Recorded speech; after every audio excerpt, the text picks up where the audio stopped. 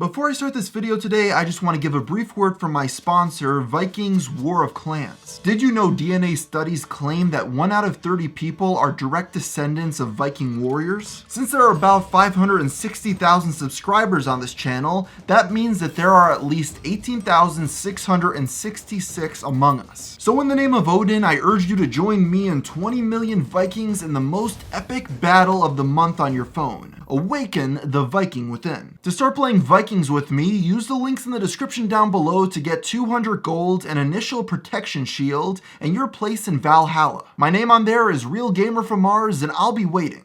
If I were to ask you what the worst song of all time was, there's a very good chance you would say Friday, and that is by no means surprising. Performed by Rebecca Black and produced by Patrice Wilson, otherwise known as Fat Usher by many online, this song is straight up awful. 7 a.m. waking up in the morning, gotta be fresh, gotta go downstairs, gotta have my bowl, gotta have cereal, seeing everything, the time is going, ticking on and on, everybody's rushing, gotta get down to the bus stop, gotta catch my bus, I see my friend. I remember after the song went viral, Rebecca Black was everywhere, from TV shows to news articles to even a Katy Perry music video. She seemed unstoppable, but then after a while I forgot about her.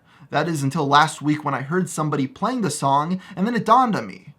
What happened to Rebecca Black? Well, before I get to what she's been up to recently, I first want to go over the song that started it all, Friday, and why it was so popular. What you need to understand is that there's two elements that need to come together for a song like this to catch on and become a viral sensation. First and most obviously, it has to be bad, and Friday does that very well.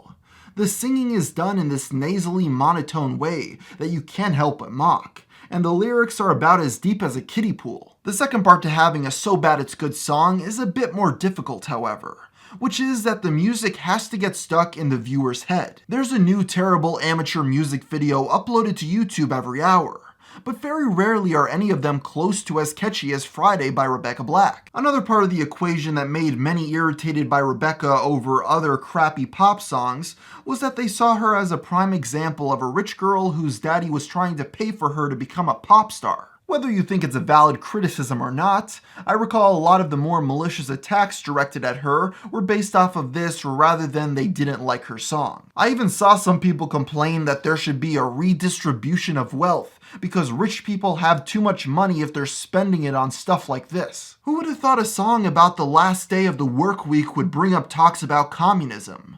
But that's how popular Rebecca Black's Friday was in 2010 and 11. She was gaining a ton of media attention, even if it wasn't for the most ideal reasons. Because of this one little music video, she became recognizable to hundreds of millions of people across the world, and catapulted her to become one of the most recognizable people on the entire internet. After the original success of Friday, Rebecca made the smart move to create her very own YouTube channel where she would not only just post new music videos, but would also do daily vlogs where she can talk about anything she wanted. Not just restricting herself to music on the channel was a smart move, since music isn't her strong suit, so incorporating non-offensive vlogs catering to young girls seemed more sustainable. None of the content on the channel is really anything of note, just some basic Q&As and harmless challenges. To follow up her first hit, Rebecca had to go back to work on her next music video, and this led to a conundrum. Would she make her next song purposely terrible to try to repeat the success of Friday, or make something amazing that would make her a legitimate artist? Well, I don't think she did either of those things. In July of 2011, My Moment was released, and there's not much more to say about it. Her singing is bad, but not as bad as Friday. The lyrics are stupid, but not as stupid as Friday. And the thing that really ruins it is it wasn't memorable in any way. I just listened to it a few minutes ago again, and I've already forgotten it. My one wish is about to come true. I'm not stopping for you, no matter what you do. I'll just keep on dreaming, my head up in the clouds when nobody's around to see. Looking down in the comments for this video, I was surprised to see none other than myself. I have no recollection of doing this, but back in 2011, I apparently wrote, "Look at that, your 15 minutes of fame are up." I guess that I've always been this obsessed with the relevancy of YouTubers. Looking back now, my comment about her only having 15 minutes of fame was incorrect, because 2 years after my moment, she posted another video of note, which was fittingly called Saturday. And you know what? It's not that bad. 2 p.m. getting out of my bed, trying to get Friday out of my head. It's all so hazy, got a little too crazy. You know I do it all again.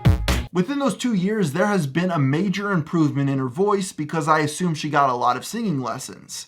And on top of that, the production value of the song itself is a lot better. Don't get me wrong, it's by no means good music, but I didn't actively cringe when listening to it. Not much more to say about it other than it being an unoffensive pop song. Oh, and it has Dave Days in it. Whatever happened to that guy? You know what, that's another episode entirely. Right into 2018, Rebecca Black has continued to put out more music, and it's clear her singing has improved over time, although she still doesn't have much range. Combine that with some people behind the scenes that are good at their jobs, and these more recent songs still have a decent amount of success, with all things considered. Looking back at her YouTube channel now, it was clear that because of her notoriety, it blew up in the early days, quickly passing 1 million subscribers. But as you've probably already guessed, there's a lot of dead subs in that 1.3 million total. Some of her most recent content hasn't even cracked 20,000 views. And to make matters worse, she hasn't uploaded anything in over 3 months. Even though she's not doing the best on YouTube, she appears to have a sizable audience on Instagram, which I'm sure has come in handy to find new fans for her music. Some of the young girls discovering her on there probably are too young to even remember what Friday is. Time sure does fly. Although I don't remember writing it, I'll admit that my comment I made all the way back in 2011 about her 15 minutes of fame being up was incorrect. She has been able to tour quite a bit over the past few years and has had a semi-successful music career, all things considered. Overall, it's hard to knock Rebecca Black too much. She has been able to make a legitimate career out of making one of the worst songs of all time. Maybe one day we'll see her become the next big pop star in the world. Well, probably not, but I mean, there's always a chance. Hey everybody, and thank you so much for making it to the end of this video. It's really appreciated. As for the question of the day, somebody wants to know if I regret making my video on the Change the Channel controversy and the Nostalgia Critic. And the answer to that is no. I stand by everything I said in that video, and I still believe I had a very nuanced and reasonable stance on the entire situation. And 99.9% of the people that attacked me after it, they never actually made any points against what I said. Rather, they just accused me of saying things that were never even mentioned in the video. They just made stuff up. I had a lot of people go around saying that I thought every single issue in the document was petty. I never said that. I made it very clear that some of the issues were legitimate and were troubling, but people don't hear that. They want to hear what they want to hear, and they don't really care if I have a nuanced stance. It's either black or white. I'm on their side or I'm not. These hashtag change the channel people were probably the most cancerous fan base I've ever had to deal with on YouTube. Maybe right behind MatPat fans, but at least the MatPat people that were attacking me, I could tell most of them were little kids, and I could understand that they just didn't know better. These were mostly full-grown adult men and women that were just making terrible arguments. They were attacking me off appearance, and they were just straw-manning me, and 99% of it were just invalid arguments against things that I never said. I figured that that would happen, but I made the video anyway, and I stand by it. So I'll end the video right here, and until next time, thanks for watching.